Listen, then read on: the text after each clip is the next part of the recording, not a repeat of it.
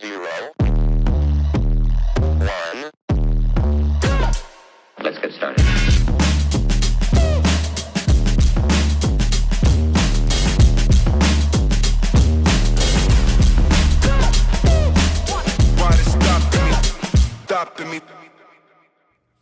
Bye, crypto bro. What's going on, crypto world? It's that guy again, Ball Deep Crypto.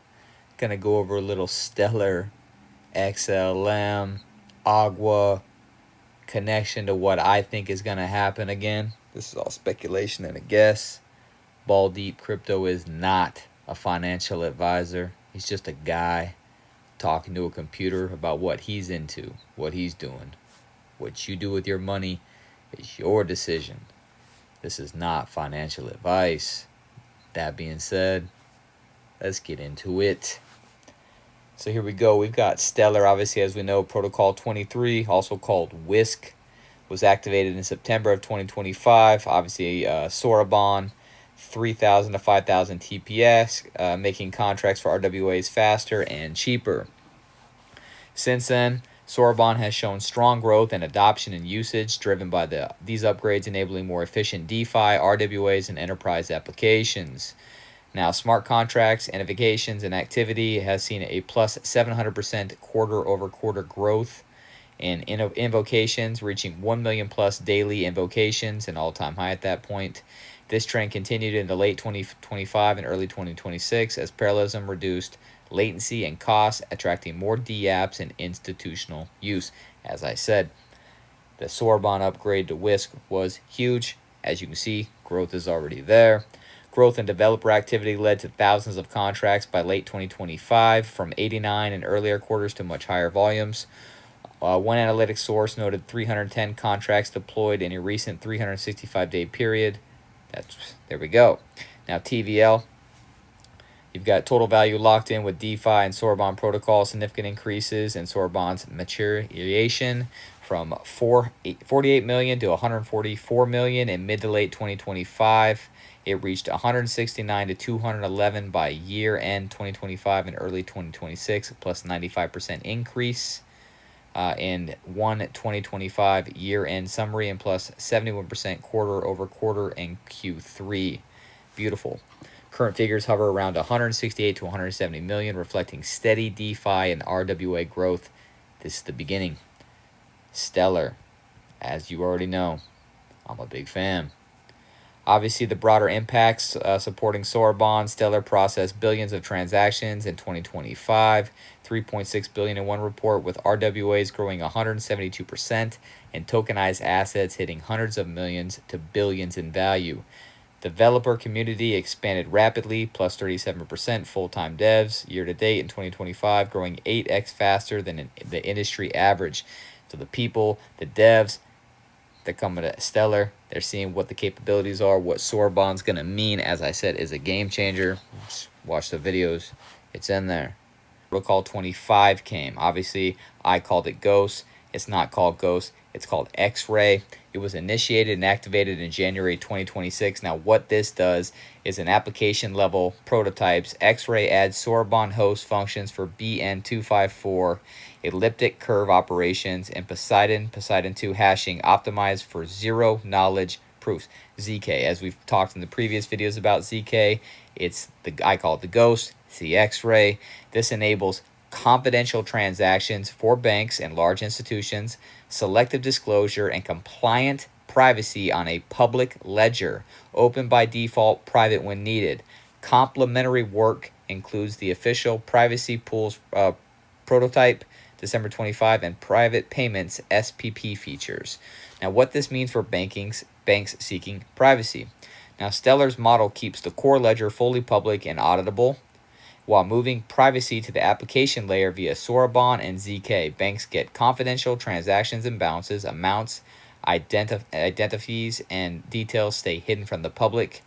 Obviously, it's got select disclosure via key views. Authorized parties, regulators, auditors, our counterparties can verify specific facts.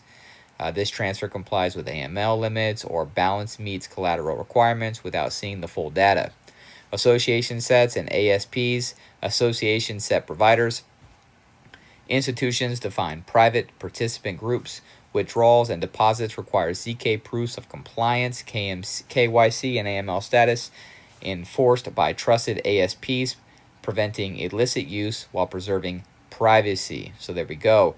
Again, Stellar, compliant, crosses the T's, dotting the I's. They want to be where anything of value moves. They want to have their hands in it, and they want to do it cheap, efficiently, and Stellar. It's Stellar. Let's be real about it. Now, privacy pools mixers obscures links between deposits and withdrawals using the Groth snark with ASP gating for regulated access. Now, this is ideal for regulated finance. Banks can run private RWAs, confidential cross-border settlements, institutional DeFi yield products, or private credit pools without exposing competitive positions or client data, yet remain fully compliant and audible. It mirrors traditional banking privacy while leveraging Stellar's low fees, 3 to 5 second finality, and built-in asset compliance tools. Prototypes already demonstrate this on testnet, mainnet, and with the SDF emphasizing use in fintech and in institutional apps. Woo! I'd love to hear that. Now, the primary users would be traditional banks and custodians building on integrating Soroban-based private payments and settlement rails. You see the future there with Soroban, people? Come on now. Asset managers and RWA issuers, extending Franklin Templeton's Benji fund model to private yield-bearing assets. Of course, they're already using it. They love Stellar. Who doesn't, you know? I love Stellar, too. They don't hype it up on the internet. I mean, it's like so under the radar, but is it really? Look what it's doing, people. That's why you're here. You're smarter than the people who are watching all that other shit. Institutional DeFi platforms needing private liquidity pools are confidential trading. Payment providers and stablecoin issuers, obviously the PYUSD for PayPal, requires privacy for commercial sensitivity and regulatory proof. Let's talk about the competition. Now, Soroban overall competes primarily with Ethereum, trash, smart contracts, mature DeFi tooling, the largest liquidity, and Solana, nah, high TPS, low fees, and rapid, which I think is all AI bot junk, but I digress. Other players, including Polygon, Avalanche, BNB Chain, and Aptos. Now, Soroban's advantages are ultra-low fees, 3 to 5 second finality, built-in compliance tools with asset flags and contracts, and payments native design, ideal for RWA and cross-border use. Now, X-Ray Privacy specifically has limited direct chain-level competitors for regulated banking RWA use. Again, this is something that Stellar is ahead of the curve on, I believe, and like I said, they have limited competition.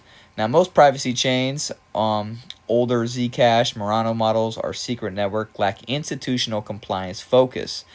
Of course, we know Stellar Soroban is very, very compliant, right? The T's and the I's, we talk about it all the time. We, me, the royal we.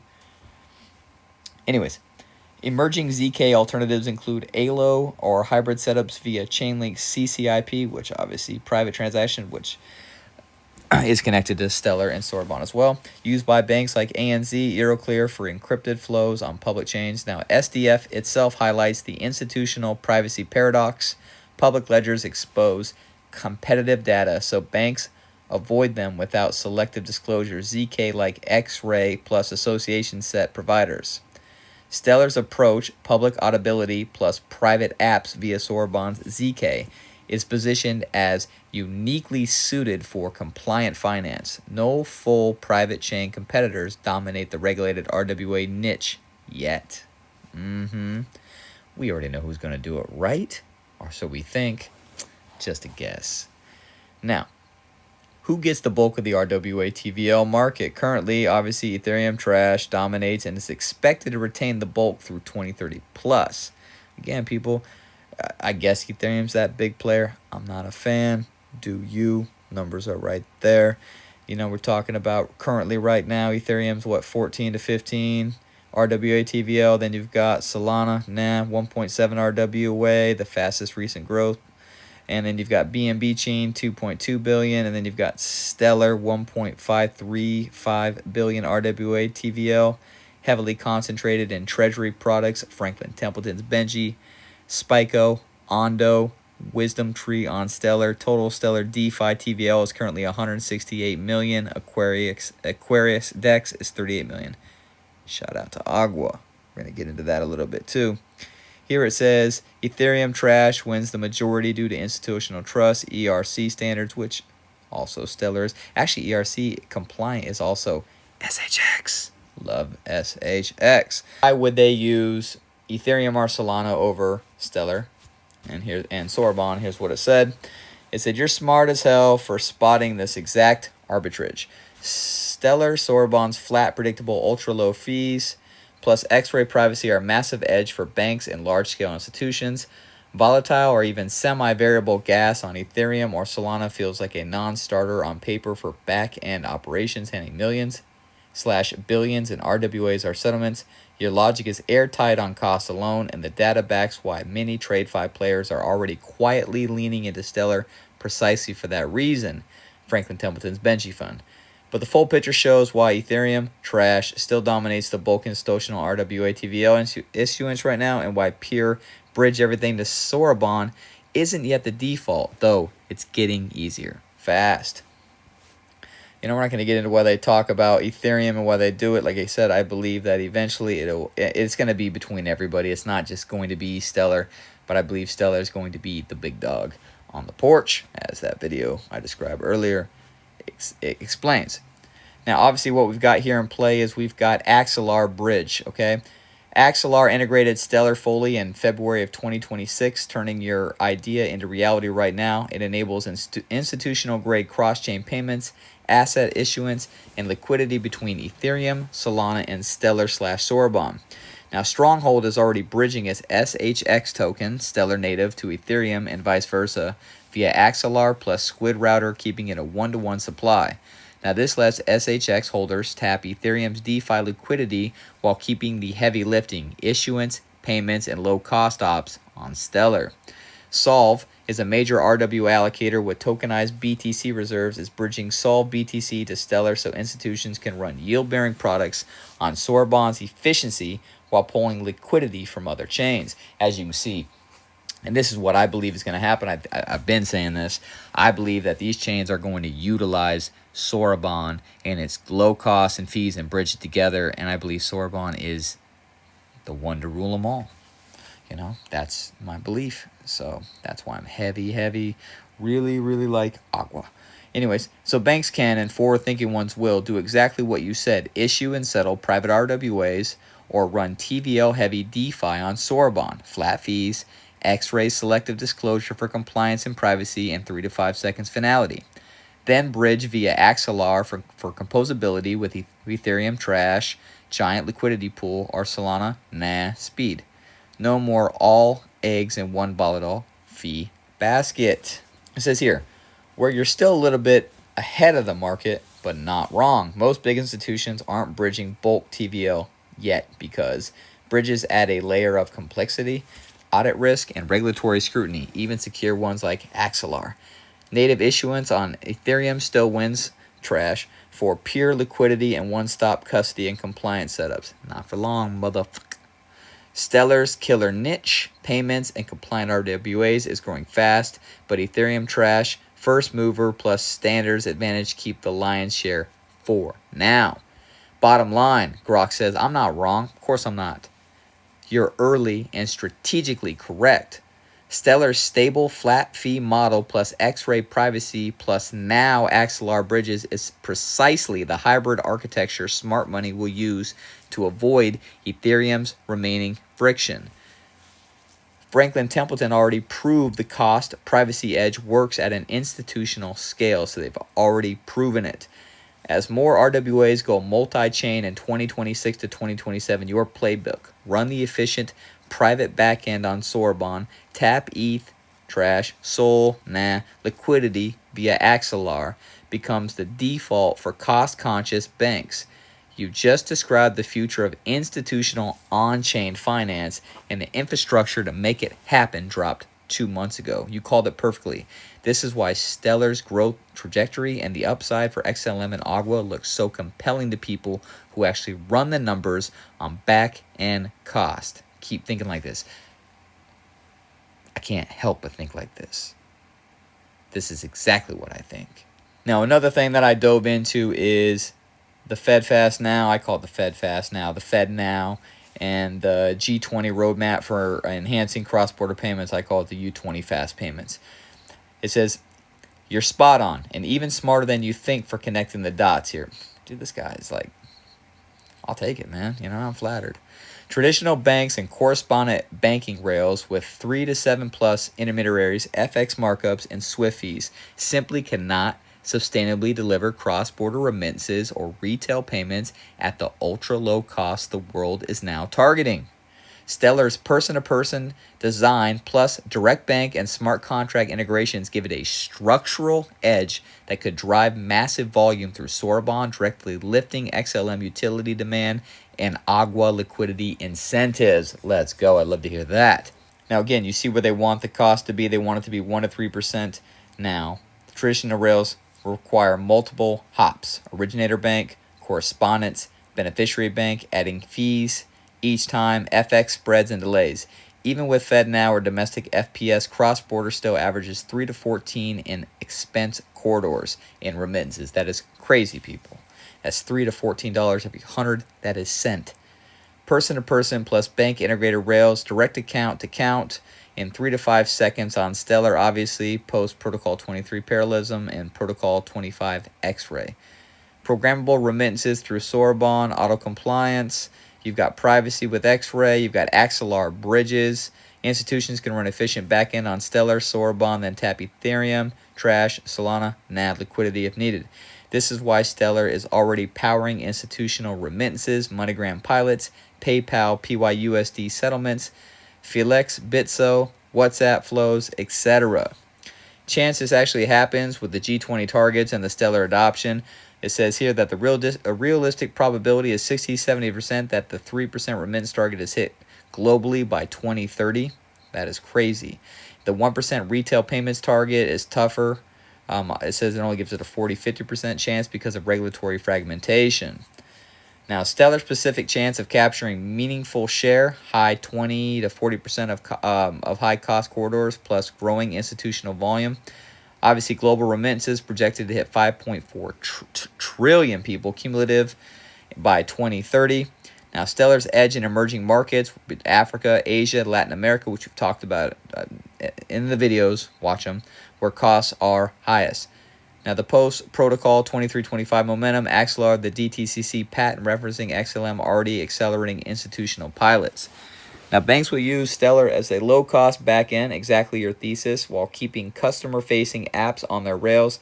This is already happening with stablecoin issuers and RWA platforms.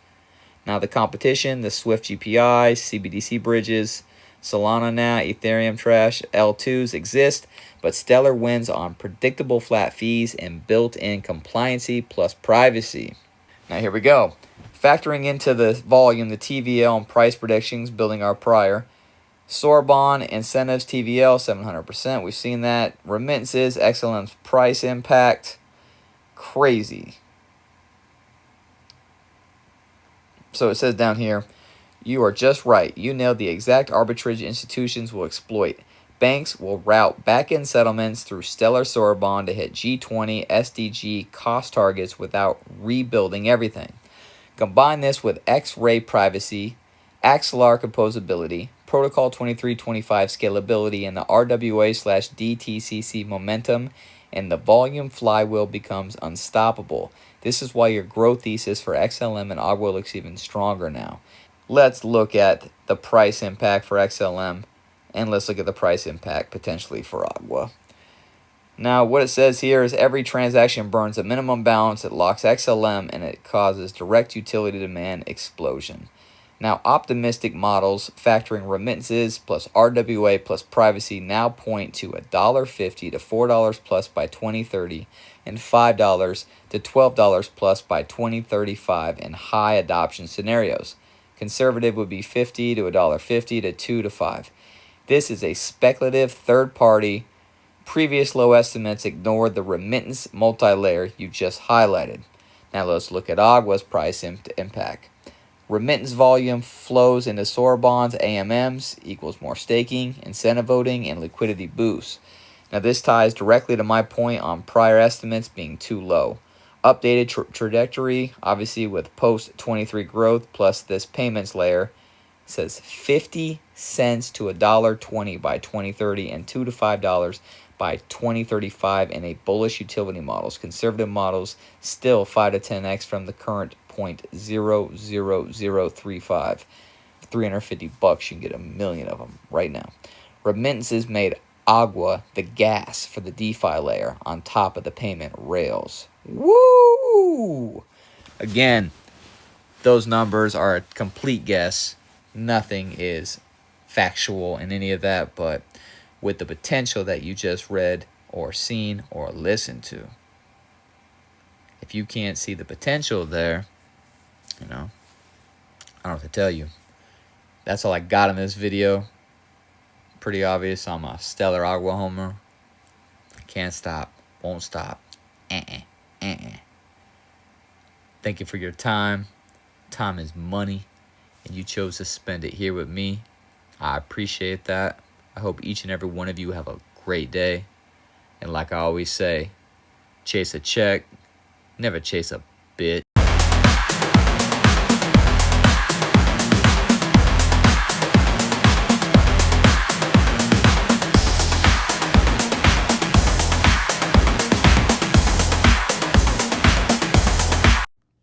Bye, crypto bro.